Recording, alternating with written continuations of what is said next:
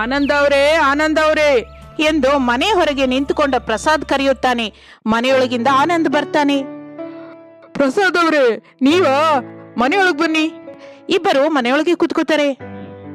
ಏನ್ ಆಲೋಚಿಸಿದ್ದೀರಿ ಪ್ರಸಾದ್ ಅವರೇ? ಊರಿಗೆ ಹೋಗೋಣ ಅಂತ ಎಲ್ರೂ ನಿರ್ಣಯಿಸಿದ್ದೀವಿ ಆನಂದ್ ಅವರೇ. ಯಾವಾಗ ಹೋಗ್ತಾ ಇದ್ದೀರಾ? ನಾಳೆ ಅಂದ್ಕೋತಾ ಇದ್ದೀವಿ. ಈಗ ನಾವಿರ್ತಾ ಇರುವ ಮನೆಯ ಓನರ್ ಮಲ್ಲೇಶ್ ರಾತ್ರಿಗೆ ಬರ್ತೀನಿ ಅಂತ ಹೇಳಿದ್ದಾನೆ ಆನಂದ್ ಅವರೇ. ಲೆಕ್ಕ ನೋಡಿ ಅವ್ರ ದುಡ್ಡು ಅವ್ರಿಗೆ ಕೊಟ್ಟು ನಾಳೆ ಬೆಳಿಗ್ಗೆ ನಮ್ಮ ಊರಿನ ಬಸ್ ಹತ್ತುತ್ತೀವಿ. 11 ಗಂಟೆಗೆಲ್ಲ ಊರಲ್ಲಿರ್ತೀವಿ. ಬದುಕೋದಕ್ಕೆ ಊರಲ್ಲಿ ಯಾವ ಕೆಲಸವೂ ಸರಿಯಾಗಿ ಇಲ್ಲ ಅಂತಲ್ವಾ ಪ್ರಸಾದ್ ಅವರೇ ನೀವು ಸಿಟಿಗೆ ಬಂದಿದ್ದು? ಹೌದು ಆನಂದ್ ಅವರೇ, ಆದ್ರೆ ಏನ್ ಮಾಡೋಣ ಹೇಳಿ, ಇಲ್ಲಿ ನಮಗೆ ಸರಿಯಾದ ಕೆಲಸ ಸಿಗ್ತಾ ಇಲ್ಲ. ವಾರದಲ್ಲಿ 3 ದಿನ ಮಾತ್ರ ಕೆಲಸವಿರುತ್ತೆ. ಉಳಿದ 4 ದಿನ ಮನೆ ಹತ್ರ ಖಾಲಿಯಾಗಿ ಇರ್ಬೇಕಾಗಿ ಬರುತ್ತೆ. ಅದಕ್ಕೆ ರೀ, ಇದ್ದದ್ದೋ ಇಲ್ಲದೋ ತಿಂದು ಊರಲ್ಲೇ ಇರ್ತೀವಿ. ಸರಿ ಪ್ರಸಾದ್ ಅವ್ರೆ, ರಾತ್ರಿಗೆ ನೀವೆಲ್ಲ ಸೇರಿ ನಮ್ಮನೆಗೆ ಊಟಕ್ಕೆ ಬನ್ನಿ. ಅಯ್ಯೋ ಯಾಕೆ? ಈ ರಾತ್ರಿಗೆ ಸರಿ ಹೋಗುವಷ್ಟು ಅಕ್ಕಿ ಬೇಳೆ ಸಾಮಾನಿದೆ. ಇದ್ರೆ ಇರ್ಲಿ ಬಿಡಿ, ಅದು ಮತ್ತೊಂದು ಹೊತ್ತಿಗೆ ಬರುತ್ತೆ. ಎಲ್ರೂ ಊಟಕ್ಕೆ ಬನ್ನಿ. ನೀವು ತುಂಬಾ ಒತ್ತಾಯ ಮಾಡ್ತಾ ಇದ್ದೀರಾ. ಮೇಲಾಗಿ ಈ ದಿನ ನಮ್ಮ ಮಗಳು ಹುಟ್ಟಿದ ದಿನ ಪ್ರಸಾದ್ ಅವರೇ. ಹೌದಾ? ಈಗ ಹುಡುಗಿ ಮನೇಲಿದ್ದಾಳ?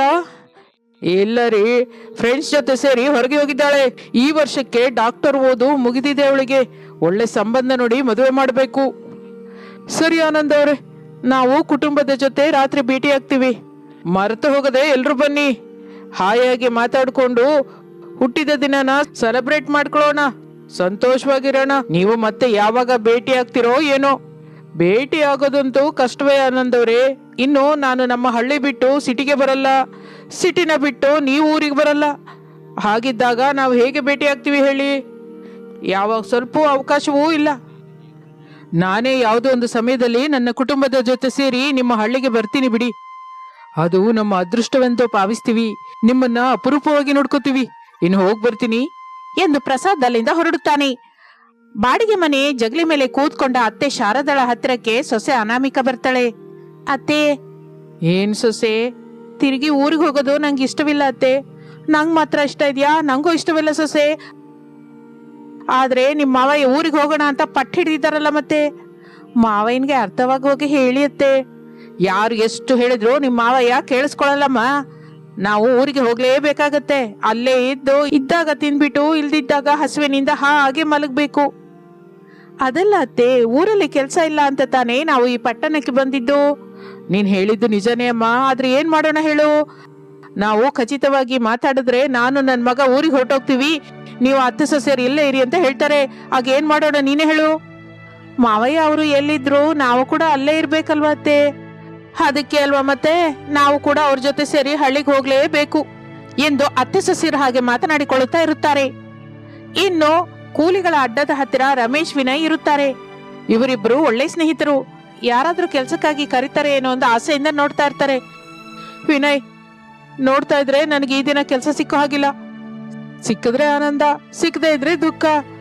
ಅದಕ್ಕೂ ಹೆಚ್ಚಾಗಿ ನಾವೇನ್ ಮಾಡೋದೇನಿದೆ, ಅಷ್ಟೇ ಬಿಡು ಎಂದು ಅವರಿಬ್ಬರು ಮಾತನಾಡಿಕೊಳ್ಳುತ್ತಾ ಇರುವಾಗ ಒಬ್ಬ ದೊಡ್ಡವನು ಬಂಡಿ ಮೇಲೆ ಬರ್ತಾನೆ. ಹೇಳಿ ಸರ್, ಯಾವ ಕೆಲಸವಿದೆ? ನಾವಿಬ್ರು ಇದ್ದೀವಿ ಸರ್. ಇಬ್ಬರು ಬೇಡಪ್ಪ, ಒಬ್ರು ಸಾಕು. ಅದು ಕೂಡ ದೊಡ್ಡ ಕೆಲಸವೇನಲ್ಲ, 1 ಗಂಟೆ ಇದೆ ಅಷ್ಟೇ. ನಮ್ಮ ವಿನಯ್ ಬರ್ತಾನೆ, ಕರ್ಕೊಂಡು ಹೋಗಿ ಸರ್. ನೀನೇ ಹೋಗೋ, 2 ದಿನದಿಂದ ನಿಂಗೆ ಕೆಲಸವೇನು ಸಿಕ್ಕಿಲ್ವಲ್ಲ, ನೀನೇ ಮಾಡ್ಕೊಳ್ಳೋ. ಹೇಗೋ ನಾನು ನಾಳೆ ಊರಿಗೆ ಹೊರಟೋಗ್ತಾ ಇದ್ದೀನಲ್ಲ. ಸರಿಯಪ್ಪ, ನೀನು ಮನೆಗೆ ಹೋಗು. ಕೆಲಸ ಮಾಡ್ಕೊಂಡು ನಾನು ಮನೆಗೆ ಬರ್ತೀನಿ. ಹಾಗೆ ಕಣೋ ಎಂದು ರಮೇಶ್ ಮನೆಗೆ ಹೊರಟು ಹೋಗುತ್ತಾನೆ. ವಿನಯ್ ಆ ದೊಡ್ಡವನ ಜೊತೆ ಸೇರಿ ಹೋಗುತ್ತಾನೆ. ಹಾಗೆ ಸಮಯ ಕಳೆಯುತ್ತದೆ. ರಾತ್ರಿ ಎಲ್ಲರೂ ಸೇರಿ ಆನಂದ್ ಅವರ ಮನೆಗೆ ಹೋಗುತ್ತಾರೆ. ಕುಟುಂಬ ಸಭ್ಯರ ಜೊತೆ ಮಾಲಿನಿ ಅಂದವಾಗಿ ತಯಾರಾಗಿರುತ್ತಾಳೆ. ಎಲ್ರೂ ಶುಭಾಕಾಂಕ್ಷೆಗಳು ಹೇಳುತ್ತಾರೆ.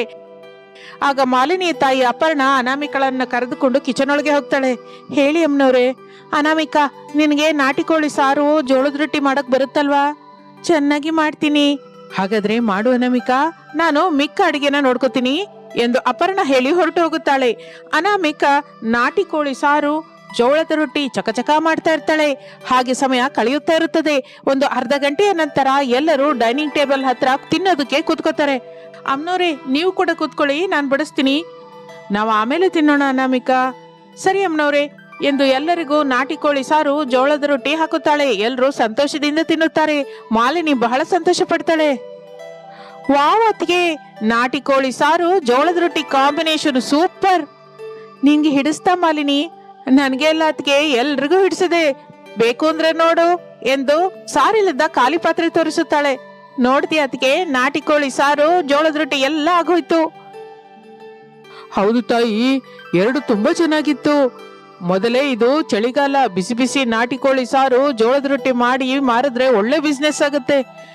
ಹೌದು ಅದಕ್ಕೆ ಡ್ಯಾಡಿ ಕರೆಕ್ಟ್ ಆಗಿ ಹೇಳಿದ್ದಾರೆ. ರೋಡ್ ಪಕ್ಕದಲ್ಲಿ ಒಂದು ಒಳ್ಳೆ ಜಾಗ ನೋಡ್ಕೊಂಡು ಜೋಳದ ರೊಟ್ಟಿ ವಿತ್ ನಾಟಿ ಕೋಳಿ ಸಾರು ಅಥವಾ ನಾಟಿ ಕೋಳಿ ಸಾರು ಜೊತೆಗೆ ಜೋಳದ ರೊಟ್ಟಿ ಅಂತ ಬರೆದು ಮಾರಾಟ ಮಾಡೋದಿಗೆ ನಾಟಿ ಕೋಳಿ ಸಾರಿನಿಂದ ಘಮಘಮ ಅಂತ ಇರುವ ಜೋಳದ ರೊಟ್ಟಿ ಜೊತೆಗೆ ತಿನ್ನೋದಕ್ಕೆ ಬರ್ತಾರೆ.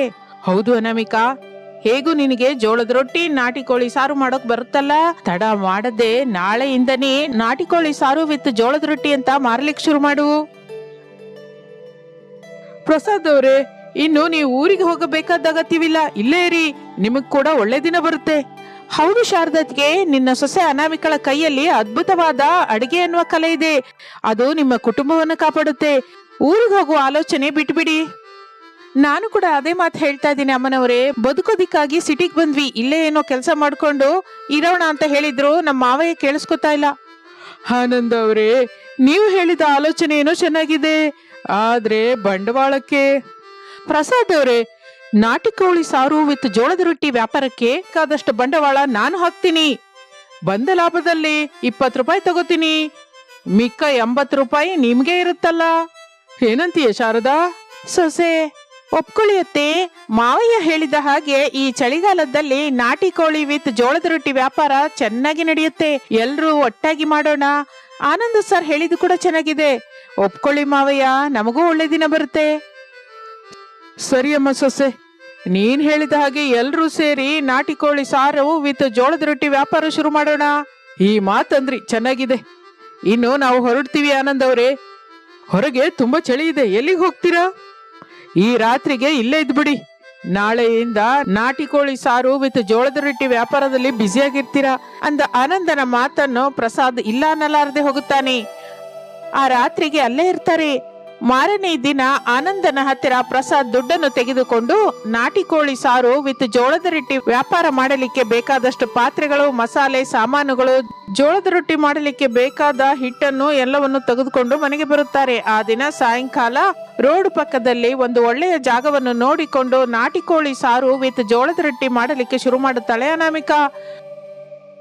ಅಮ್ಮ ಸೊಸೆ, ನೀನ್ ಹೇಳಿದ ಹಾಗೆ ಜೋಳದ ರೊಟ್ಟಿ ವ್ಯಾಪಾರ ಶುರು ಮಾಡಿದ್ವಿ, ಆದ್ರೆ ಏನಕ್ಕೆ ಎಷ್ಟು ದರ ಅಂತ ನಾವು ಆಲೋಚಿಸಲೇ ಇಲ್ವಲ್ಲ. ಹೌದು ಮಾವಯ್ಯ, ವ್ಯಾಪಾರದ ಬಗ್ಗೆ ಮಾತಾಡ್ಕೊಳ್ತಾ ನಿಜವಾದ ವಿಷಯ ನಾವು ಮರ್ತೇ ಹೋದ್ವಿ. ಯಾರಾದ್ರೂ ಬಂದು ಕೇಳಿದ್ರೆ ಏನ್ ಹೇಳೋಣ?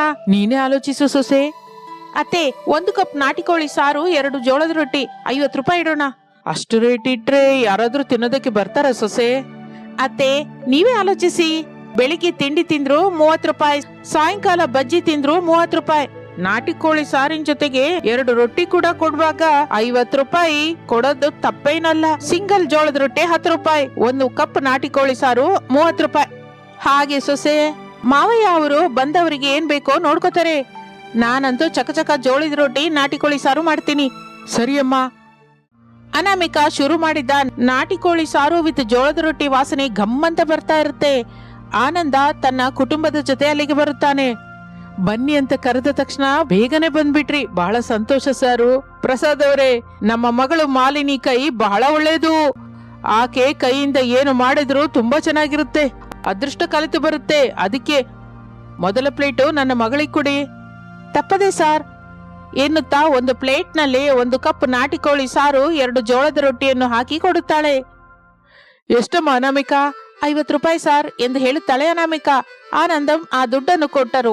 ಹಾಗೆ ಆ ಚಳಿಯಲ್ಲಿ ಶುರು ಮಾಡಿದ ನಾಟಿ ಕೋಳಿ ಸಾರು ವಿತ್ ಜೋಳದ ರೊಟ್ಟಿ ವ್ಯಾಪಾರ 3 ಹೂವಿಗೆ 6 ಕಾಯಿಯ ಹಾಗೆ ಸಾಗುತ್ತಾ ಅವರಿಗೆ ಎಲ್ಲಿಲ್ಲದ ಆನಂದವನ್ನು ತರುತ್ತದೆ. ಇದು ಇಂದಿನ ಕಥೆ. ಮತ್ತೊಂದು ಆಸಕ್ತಿಕರ ಕಥೆ ಜೊತೆ ಮತ್ತೆ ಸೇರೋಣ. ಅಲ್ಲಿವರೆಗೂ ವಿರಾಮ. ನಮಸ್ತೆ. ಅತ್ತೆ, ನಾವು ಕೂಡ ಮನೆಯಲ್ಲಿ ಕ್ರಿಸ್ಮಸ್ ಹಬ್ಬ ಸೆಲೆಬ್ರೇಷನ್ ಮಾಡೋಣವಾ? ತಪ್ಪದೆ ಸೊಸೆ, ನಮ್ಮ ಮನೆಯಲ್ಲಿ ಪ್ರತಿ ಹಬ್ಬ ಸೆಲೆಬ್ರೇಟ್ ಮಾಡ್ಕೋಬೇಕು. ಅದು ಕೂಡ ಮಾಮೂಲಾಗಿ ಅಲ್ಲ ತಾಯಿ, ಘನವಾಗಿ ಅದ್ಭುತವಾಗಿ ನಡಿಬೇಕು. ನಮ್ಮನ್ನ ನೋಡಿ ಎಲ್ರೂ ಮೆಚ್ಕೋಬೇಕು. ನಮ್ ಹಾಗೆ ಪ್ರತಿಯೊಬ್ರು ಆಲೋಚಿಸ್ಬೇಕು. ಮತ್ತೆ ಮಾವಯ್ಯಂಗೂ ಅವರಿಗೂ ನೀವು ಹೇಳ್ತೀರಾ ಅತ್ತೆ? ಸೊಸೆ, ಈ ಮನೇಲಿ ಯಾರು ಏನಕ್ಕೂ ಅಡ್ಡ ಹೇಳಲ್ಲ. ಈ ಮನೇಲಿರೋರು ಎಲ್ಲ ಹಬ್ಬಗಳನ್ನ ಇಷ್ಟವಾಗಿ ನಡೆಸ್ಬೇಕು ಅಂತ ಅಂದ್ಕೊಳ್ಳೋರೆ ಹೊರತು ತಪ್ಪ ಹೇಳಲ್ಲ. ಅಂದ್ರೆ ಅತ್ತೆ, ನಾನ್ ಹೋಗಿ ನಮ್ಮ ಊರಿನವರಿಗೆ ನಮ್ಮ ಮನೇಲಿ ಕ್ರಿಸ್ಮಸ್ ಹಬ್ಬ ನಡೆಯುತ್ತೆ, ತಪ್ಪದೆ ಪ್ರತಿಯೊಬ್ರು ಬರ್ಬೇಕು ಅಂತ ಹೇಳ್ಬರ್ತೀನಿ.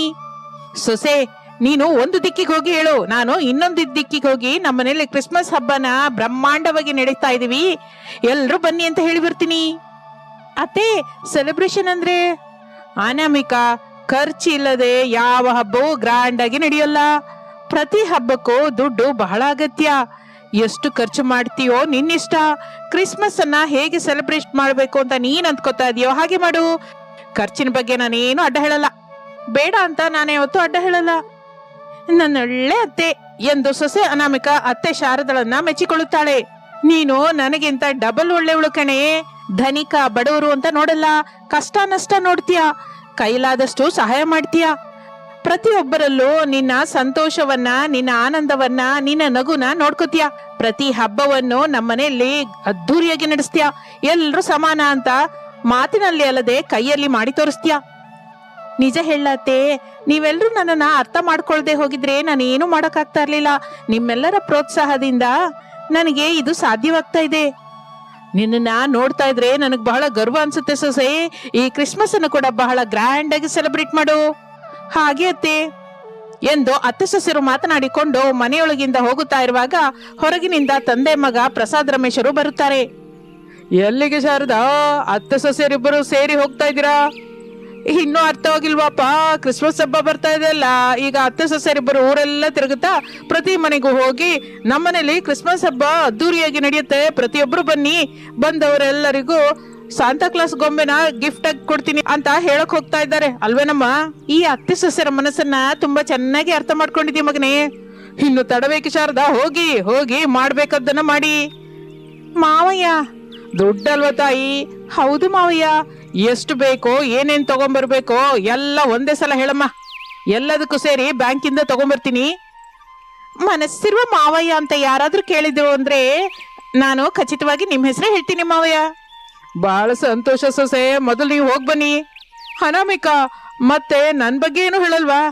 ಏನ್ ಮಾತು, ನಿಮ್ ಬಗ್ಗೆ ಹೇಳ್ದೆ ಇರ್ತೀನ ಹೇಳಿ? ನನ್ ಗಂಡ ಬಂಗಾರ ಎಂದು ಅನಾಮಿಕಾ ಹೇಳುತ್ತಾ ಇರುವಾಗ ಮಧ್ಯದಲ್ಲಿ ಶಾರದ ಸೇರ್ಕೊಂಡು, ಹೆಂಡತಿ ಮಾತು ಕೇಳ್ತಾನೆ ಅಂತ ಹೆಂಡತಿ ಸೆರಗಿಡ್ಕೊಂಡು ಓಡಾಡೋ ಗಂಡ ಅಂತ ಹೇಳು ಸೊಸೆ. ಅಮ್ಮ ಎಂದು ಕೋಪದಿಂದ ಮನೆಯೊಳಗೆ ಹೋಗ್ತಾನೆ ರಮೇಶ್. ಅತ್ತೆ ಸೊಸೆರು ನಗುತ್ತಾ ಒಂದೊಂದು ದಿಕ್ಕಿಗೆ ಹೊರಟು ಹೋಗುತ್ತಾರೆ. ತಂದೆ ಮಗ ಮನೆಯಲ್ಲಿ ಕೂತ್ಕೊಂಡು, ಅಪ್ಪ, ಈ ಕ್ರಿಸ್ಮಸ್ ಸೆಲೆಬ್ರೇಷನ್ಗಾಗಿ ಎಷ್ಟು ಖರ್ಚಾಗುತ್ತೆ? ನನಗ್ ಮಾತ್ರ ಏನ್ ಗೊತ್ತು ಮಗನೇ, ಈ ಅತ್ತೆ ಸೊಸೆರು ಏನ್ ಮಾತಾಡ್ಕೋತಾ ಇದ್ದಾರೋ, ಹೇಗೆ ಈ ಕ್ರಿಸ್ಮಸ್ ಹಬ್ಬನ ಸೆಲೆಬ್ರೇಟ್ ಮಾಡ್ಬೇಕು ಅಂದ್ಕೊಂಡಿದ್ದಾರೋ ಗೊತ್ತಿಲ್ವಲ್ಲ. ಅಂದ್ರೆ ಅಪ್ಪ, ಈ ಅತ್ತೆ ಸೊಸೆರು ಬರುವವರೆಗೂ ವೇಟ್ ಮಾಡ್ಬೇಕು ಅನ್ನೋ ಮಾತು ಎಂದು ರಮೇಶ್ ಹೇಳುತ್ತಾ ಇರುವಾಗ ಸೆಲ್ ಫೋನ್ ಮೊಳಗುತ್ತದೆ. ಸಿಟಿಯಿಂದ ತಮ್ಮ ವಿನೋದ್ ಫೋನ್ ಮಾಡ್ತಾ ಇದ್ದಾನಪ್ಪ. ಮಾತಾಡು ಮಗನೇ. ಹಲೋ ತಮ್ಮ. ಅಣ್ಣಯ್ಯ, ಚೆನ್ನಾಗಿದ್ದೀಯಾ? ಎಲ್ಲ ಓಕೆ ತಮ್ಮ. ಇದಕ್ಕೂ ಮೊದ್ಲು ಅತ್ತಿಗೆ ಫೋನ್ ಮಾಡಿದ್ಲು ಅಣ್ಣಯ್ಯ. ನೀನ್ ಫೋನ್ ಬಂದಾಗ್ಲೇ ಅಂದ್ಕೊಂಡೆ ಕಣೋ, ಖಚಿತವಾಗಿ ನಿಮ್ಮ ಅತ್ತಿಗೆ ಅನಾಮಿಕಾ ಫೋನ್ ಮಾಡಿ ನಮ್ಮ ಮನೇಲಿ ಕ್ರಿಸ್ಮಸ್ ಸೆಲೆಬ್ರೇಟ್ ಮಾಡ್ತಾ ಇದೀವಿ ಅಂತ ಖಚಿತವಾಗಿ ಬರ್ಬೇಕು ಅಂತ ಹೇಳಿರ್ತಾಳೆ ಅನ್ಕೊಂಡೆ. ಹೌದು ಅಣ್ಣಯ್ಯ, ನೀನ್ ಅಂದ್ಕೊಂಡಿದ್ದು ನಿಜನೇ, ಅತ್ತಿಗೆ ಫೋನ್ ಮಾಡಿ ಹೇಳಿದಾಳೆ. ಇನ್ನೇನಕ್ಕೆ ತಡ ತಮ್ಮ, ಟಿಕೆಟ್ ಬುಕ್ ಮಾಡ್ಕೊಂಡು ನೀನು ನಾದಿನಿ ಬಂದ್ಬಿಡಿ. ಅಣ್ಣಯ್ಯ, ಅಪ್ಪ ಒಪ್ಕೊಂಡಿದಾರ? ನಿನ್ನ ಅತ್ತಿಗೆ ಕೇಳಿದ್ರೆ ಅಪ್ಪ ಖಂಡಿತವಾಗಿ ಒಪ್ಕೋತಾರೆ. ನೀನಾದ್ರೂ ಒಪ್ಕೋತೀಯ ಬಿಡು. ಅದು ಕೂಡ ನಿಜನೇ ಅಣ್ಣ. ಇನ್ನೇನು ಆಲೋಚಿಸದೆ ನೀನು ನಾದಿನಿ ಬಂದ್ಬಿಡಿ. ತಂಗಿ ಸುನೀತಾ ಕೂಡ ಫೋನ್ ಮಾಡಿದ್ಲು, ಅಮ್ಮ ಹೇಳಿದ್ಲಂತೆ. ಇನ್ನು ಅತ್ತೆ ಸೊಸೆರು ಅಂದ್ಕೊಂಡ ಮೇಲೆ ನಾವು ಇಲ್ಲ ಅನ್ನಕ್ಕಾಗಲ್ಲ, ಬಂದ್ಬಿಡಿ. ಸರಿ ಅಣ್ಣಯ್ಯ ಎಂದು ವಿನೋದ್ ಫೋನ್ ಅನ್ನು ಇಡುತ್ತಾನೆ. ಆಗಲೇ ಅವನ ಹೆಂಡತಿ ಮೇಘನ ಟೀ ಕಪ್ ಇಟ್ಕೊಂಡು ಬರ್ತಾಳೆ. ಏನಾಯ್ತು ರೀ? ನಿನ್ಗೊಂದು ವಿಷಯ ಹೇಳಿಲ್ವಲ್ಲ? ಇದುವರೆಗೂ ಹೇಳಿಲ್ಲ, ಈಗ ಹೇಳಿ. ಊರಿಂದ ಅನಾಮಿಕತ್ಗೆ ಫೋನ್ ಮಾಡಿದ್ದಾರೆ. ಅತ್ತೆ ಸೊಸೆರು ಸೇರಿ ಎಲ್ಲರನ್ನು ಕರೆದು ಮನೆಯಲ್ಲಿ ಕ್ರಿಸ್ಮಸ್ ಹಬ್ಬ ಮಾಡ್ತೀವಿ ಅಂತನಾ? ಓ ಮೇಘನ, ಅಷ್ಟು ಖಚಿತವಾಗಿ ಹೇಗೆ ಹೇಳ್ತಾ ಇದೀಯಾ? ಈಗ ಬರುವ ಹಬ್ಬ ಕ್ರಿಸ್ಮಸ್ ಅಲ್ವೇನ್ರಿ? ಬಹಳ ಗ್ರ್ಯಾಂಡ್ ಆಗಿ ಕ್ರಿಸ್ಮಸ್ ಹಬ್ಬ ನಡೆಸ್ತೀವಿ ಅಂತ ನಮ್ಮನ್ನ ಬಾ ಅಂತ ಹೇಳಿದ್ದಾರೆ. ನಿಜ ಹೇಳ್ಬೇಕು ಅಂದ್ರೆ ಅತ್ತೆ ಅನಾಮಿಕಾ ಅಕ್ಕ ಇಬ್ರು ಒಳ್ಳೇದೇ ಮಾಡ್ತಾ ಇದ್ದಾರೆ. ಒಳ್ಳೇದು ಮಾಡ್ತಾ ಇದ್ದಾರ? ಹೌದು ರೀ, ಮನೆಯಲ್ಲಿ ದೊಡ್ಡ ಹಬ್ಬನ ಅದ್ದೂರಿಯಾಗಿ ಸೆಲೆಬ್ರೇಟ್ ಮಾಡಿ ನಾವೆಲ್ಲರೂ ಒಂದೇ ಎನ್ನುವ ಭಾವವನ್ನು ಎಲ್ಲರಿಗೂ ಹಂಚ್ತಾ ಇದ್ದಾರೆ. ದುಡ್ಡಿರುವವರು ಒಂದು, ಇಲ್ಲದವರು ಮತ್ತೊಂದು ತರ ನೋಡೋದಿರೋದಿಲ್ಲ. ಎಲ್ಲರನ್ನು ಒಂದೇ ತರ ನೋಡ್ತಾರೆ, ಎಲ್ಲರಿಗೂ ಒಂದೇ ತರವಾದ ಊಟ ಹಾಕ್ತಾರೆ, ಒಂದೇ ತರವಾದ ಗಿಫ್ಟ್ಸ್ ಕೂಡ ಕೊಡ್ತಾರೆ. ಹೌದು ಮೇಘನಾ, ಊರಲ್ಲಿ ಅಮ್ಮ ಅತ್ತಿಗೆ ಸೇರಿ ಬಹಳ ಒಳ್ಳೇದು ಮಾಡ್ತಾ ಇದ್ದಾರೆ ಎಂದು ಇಬ್ಬರು ಮಾತನಾಡಿಕೊಳ್ತಾ ಇರ್ತಾರೆ. ಶಾರದಾ ಅಪರ್ಣಾ ಮನೆಗೆ ಹೋಗುತ್ತಾಳೆ. ಏನ್ ಶಾರದಾ ಹೀಗ್ ಬಂದೆ? ಕ್ರಿಸ್ಮಸ್ ದಿನ ನೀನು ಮನೆಯವ್ರನ್ನೆಲ್ಲ ಕರ್ಕೊಂಡು ಮನೆಗ್ ಬಂದ್ಬಿಡು ಅಪರ್ಣಾ. ಅರ್ಥವಾಯ್ತು ಶಾರದಾ, ಅತ್ತೆ ಸೊಸೆಯರು ಸೇರಿ ಕ್ರಿಸ್ಮಸ್ ಹಬ್ಬ ಮಾಡ್ತಾ ಇದ್ದೀರಾ ಮತ್ತು? ಹೌದು ಅಪರ್ಣಾ, ಅದು ನಮ್ಮ ಬೇಡ ಬೇಡ ಅಪರ್ಣಾ, ಬೇರೆ ಅನ್ನೋದು ನಮ್ಮ ಬಾಯಿಂದ ಬರಬಾರ್ದು. ಈ ಊರು ನಮ್ಮ ತಾಯಿ, ನಾವೆಲ್ಲರೂ ಅಕ್ಕ ತಂಗಿಯರು, ಅಣ್ಣ ತಮ್ಮಂದ್ರು. ಪ್ರತಿ ಹಬ್ಬವನ್ನ ನಮಗಿರುವಷ್ಟರಲ್ಲಿ ನಾವು ನಡೆಸ್ಬೇಕು. ಎಲ್ರೂ ಒಂದೇ, ಎಲ್ಲದೂ ಒಂದೇ. ಸರಿ ಶಾರದಾ, ನಮ್ಮವ್ರನ್ನ ಕರ್ಕೊಂಡ್ ಬರ್ತೀನಿ ಎಂದು ಅಪರ್ಣಾ ಹೇಳುತ್ತಲೇ ಶಾರದಾ ಅಲ್ಲಿಂದ ಹೊರಟು ಹೋಗುತ್ತಾಳೆ. ಸೊಸೆ ಅನಾಮಿಕ ಕಮಲ ಮನೆಗೆ ಹೋಗುತ್ತಾಳೆ. ಕಮಲಕ್ಕ ಕಮಲಕ್ಕ ಎಂದು ಕರೆಯುತ್ತಾಳೆ. ಮನೆಯೊಳಗಿಂದ ಕಮಲ ಹೊರಗೆ ಬರ್ತಾಳೆ.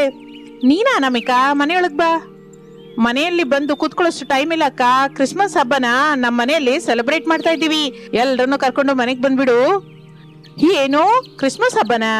ಕಮಲಕ್ಕ, ಅದಕ್ಕೂ ಹೆಚ್ಚು ಏನು ಮಾತಾಡ್ಬೇಡ, ನಮ್ಮೆಲ್ಲರಿಗೂ ಕ್ರಿಸ್ಮಸ್ ಹಬ್ಬ ಬಂದಿದೆ, ನಾವು ನಡೆಸ್ಕೋತೀವಿ. ಬಾವನ್ನ ಮಕ್ಕಳನ್ನ ಕರ್ಕೊಂಡು ಮನೆಗ್ ಬಂದ್ಬಿಡು. ಊಟ ಹಾಕ್ತೀರಾ ಅನಾಮಿಕಾ? ಎಲ್ಲ ಇರುತ್ತೆ ಅಕ್ಕ, ನೀನು ಈ ವಾರದಲ್ಲಿರೋರೆಲ್ಲರಿಗೂ ಹೇಳಿ ನಮ್ಮ ಮನೆಗೆ ಕರ್ಕೊಂಬ. ಹಾಗೆ ಅನಾಮಿಕಾ ಎಂದು ಕಮಲ ಹೇಳುತ್ತಲೇ ಅನಾಮಿಕಾ ಮುಂದಕ್ಕೆ ನಡೆಯುತ್ತಾಳೆ. ಹಾಗೆ ಅತ್ತೆ ಸೊಸೆರು ಊರೆಲ್ಲ ತಿರುಗುತ್ತಾ ಕ್ರಿಸ್ಮಸ್ ಸೆಲೆಬ್ರೇಷನ್ ಬಗ್ಗೆ ಹೇಳುತ್ತಾರೆ. 2-3 ಗಂಟೆಯ ನಂತರ ಮನೆಗೆ ಹೋಗುತ್ತಾರೆ. ಊರಲ್ಲಿ ಹೇಳೋದಾಗೋಯ್ತು ಶಾರದಾ? ಆಗೋಯ್ತು ರೀ. ಅತ್ತೆ ಸೊಸೆರು ಸೇರಿ ಈಗ ಹೇಳಿ, ಕ್ರಿಸ್ಮಸ್ ಸೆಲೆಬ್ರೇಷನ್ಗಾಗಿ ಏನೇನ್ ತಗೊಂಡ್ಬರ್ಬೇಕು, ಎಲ್ಲಿಂದ ತಗೊಂಡ್ಬರ್ಬೇಕು, ನೀವು ಹೇಗೆ ಸೆಲೆಬ್ರೇಟ್ ಮಾಡ್ಬೇಕು ಅಂದ್ಕೊಂಡಿದ್ದೀರಾ, ನಾವು ನಿಮಗೆ ಯಾವ ರೀತಿಯಿಂದ ಸಹಾಯ ಮಾಡಬೇಕು? ಕ್ರಿಸ್ಮಸ್ ಅಂತಲೇ ಪ್ಲಮ್ ಕೇಕ್ಸ್, ಫ್ರೂಟಿ ಕೇಕ್ ಹೆಚ್ಚಾಗಿ ನೆನಪಿಗೆ ಬರುತ್ತೆ. ಪ್ಲಮ್ ಕೇಕ್ ದೊಡ್ಡ ತಗೊಂಬನ್ನಿ, ಎಲ್ರು ಸೇರಿ ಕಟ್ ಮಾಡೋ ಹಾಗಿರ್ಬೇಕು. ಇನ್ನು ದೊಡ್ಡ ಕ್ರಿಸ್ಮಸ್ ಟ್ರೀ ತಗೊಂಬನ್ನಿ, ನಮ್ಮನೆ ಮುಂದೆ ಬೆಳಗು ಹಾಗೆ ದೊಡ್ಡ ಸ್ಟಾರ್ ಒಂದು ತಗೊಂಬನ್ನಿ. ಮಗನೇ, 1-2 ಸಾಂತಾಕ್ಲಾಸ್ ಗೊಂಬೆ ತಗೊಂಬ. ಅಷ್ಟೊಂದು ಗೊಂಬೆ ಏನಕ್ಕೆ ಶಾರದಾ? ಬಂದವರೊಬ್ಬೊಬ್ರಿಗೂ ಕೇಕ್ ಚೂರ್ ಜೊತೆಗೆ ಸಾಂತಾಕ್ಲಾಸ್ ಗೊಂಬೆ ಕೂಡ ಗಿಫ್ಟ್ ಆಗಿ ಕೊಡೋಣ ಅಂತ. ನೀವು ಅತ್ತೆ ಸಸ್ಯರು ಸೂಪರ್, ಇನ್ನು ಹೇಳಿ. ಇನ್ನು ಅಷ್ಟೇ ಮಾವಯ್ಯ ಎಂದು ಹೇಳುತ್ತಲೇ ಪ್ರಸಾದ್ ರಮೇಶರು ಮನೆಯೊಳಗಿಂದ ಹೊರಡುತ್ತಾರೆ. ಕ್ರಿಸ್ಮಸ್ ಹಿಂದಿನ ದಿನ ರಾತ್ರಿ ವಿನೋದ್, ಮೇಘನಾ, ಸುನೀತಾ, ಅವಳ ಗಂಡ ಭಾರ್ಗವ್ ಬರುತ್ತಾರೆ. 11:30 ಆಗುತ್ತಾ ಇರುವಾಗ ಅತ್ತೆ ಸೊಸೆಯರು ಮನೆಯನ್ನ ಡೆಕೋರೇಷನ್ ಇಂದ ತುಂಬಿಸುತ್ತಾರೆ. ಆ ಮನೆ ಬಣ್ಣ ಬಣ್ಣದಿಂದ ಬೆಳಗಿ ಹೋಗ್ತಾ ಇರುತ್ತದೆ. ಮನೆ ಮುಂದೆ ದೊಡ್ಡ ಕ್ರಿಸ್ಮಸ್ ಮರ ಬಣ್ಣ ಬಣ್ಣದ ಲೈಟ್ಸ್ ಇಂದ ಮಿಂಚ್ತಾ ಇರುತ್ತೆ. ಮನೆಯ ಮೇಲೆ ದೊಡ್ಡ ಸ್ಟಾರ್ ಬೆಳಗುತ್ತಾ ಕಾಣಿಸುತ್ತೆ. ಅಪರ್ಣಾ ಕಮಲಾಳ ಜೊತೆ ಊರಿನವರು ಬರುತ್ತಾರೆ. ಸರಿಯಾಗಿ 12 ಗಂಟೆಗೆ ಮೆರ್ರಿ ಕ್ರಿಸ್ಮಸ್ ಎಂದು ಎಲ್ಲರೂ ಗಟ್ಟಿಯಾಗಿ ಅರಚುತ್ತಾರೆ. ಕೇಕ್ ಕಟ್ ಮಾಡ್ತಾರೆ. ಒಬ್ಬರಿಗೆ ಒಬ್ಬರು ಮೆರ್ರಿ ಕ್ರಿಸ್ಮಸ್, ಹ್ಯಾಪಿ ಕ್ರಿಸ್ಮಸ್ ಅಂತ ತಿನ್ನಿಸುತ್ತಾರೆ. ಅತ್ತೆ ಸೊಸೆಯರು ಸೇರಿ ಕಟ್ ಮಾಡಿದ ಕೇಕ್ ಚೂರ್ ಜೊತೆಗೆ ಸಾಂತಾಕ್ಲಾಸ್ ಗೊಂಬೆಯನ್ನ ಗಿಫ್ಟ್ ಆಗಿ ಕೊಡ್ತಾ ಇರ್ತಾರೆ. ಹಾಗೆ ಅನಾಮಿಕಳ ಮನೆಯಲ್ಲಿ ಚಳಿಯಲ್ಲಿ ಕ್ರಿಸ್ಮಸ್ ಹಬ್ಬ ಎಷ್ಟೋ ಬ್ರಹ್ಮಾಂಡವಾಗಿ ನಡೆಯುತ್ತೆ. ಪ್ರೇಕ್ಷಕರೆಲ್ಲರಿಗೂ ಕ್ರಿಸ್ಮಸ್ ಹಬ್ಬದ ಶುಭಾಶಯಗಳು. ಮತ್ತೊಂದು ಆಸಕ್ತಿಕರ ವಿಡಿಯೋ ಜೊತೆ ಮತ್ತೆ ಸೇರೋಣ. ನಮ್ಮ ಚಾನೆಲ್ ಅನ್ನ ಸಬ್ಸ್ಕ್ರೈಬ್ ಮಾಡೋದು ಮರಿಬೇಡಿ. Thank you for watching.